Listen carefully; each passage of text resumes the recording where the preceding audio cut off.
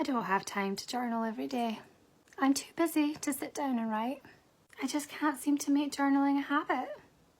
It's hard to get into the habit of journaling every day, so my preference, or what I like to do, is get up quite early and I just potter about for a bit. I have my breakfast in my cute little bowl with this little smiley face.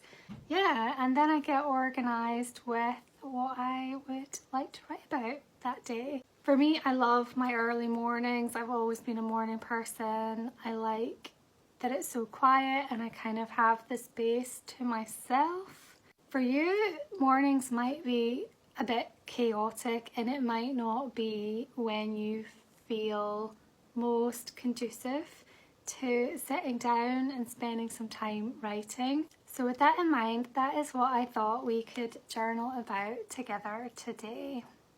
What time of day do you feel most energised and motivated?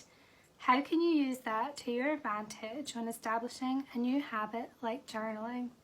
What obstacles might you face and how could you overcome them? So the exercise today is about thinking about what time or what routine is going to suit you best. And it might be that the time that works best for you isn't mornings and that maybe bedtime is more suitable. Or maybe it's a point through the day when you've got a few minutes to spare. So maybe it's when you're waiting to pick up the kids. Maybe you don't journal every day and that is absolutely okay.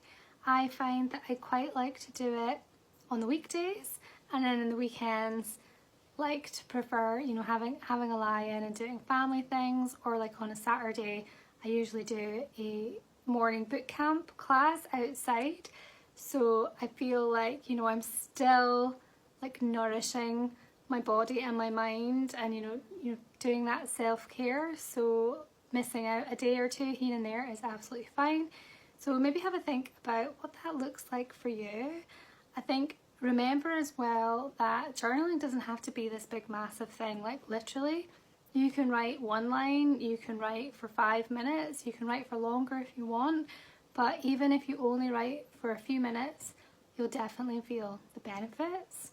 And I think the other thing, and this probably goes for things outside of journaling, is I find it really helpful to visualize myself doing the task, doing the thing, and more importantly, feeling those feelings of how I will feel when I've done the thing. Because I know, like, you know, especially when it comes to things like exercise, you can talk yourself out so easily, and I think when you remember how good you're going to feel, then that can help your brain to be more motivated. So maybe another strategy for us to try today. I'd love to know if you have any ideas when it comes to habit formation and what you do to kind of make journaling more of a habit. Do you keep your book with you all the time, and so when you do have a few spare minutes, that could be another way? Yeah, let me know. I hope you have some beautiful plans for the week ahead, and yeah, as always, I will be back tomorrow with another journaling idea.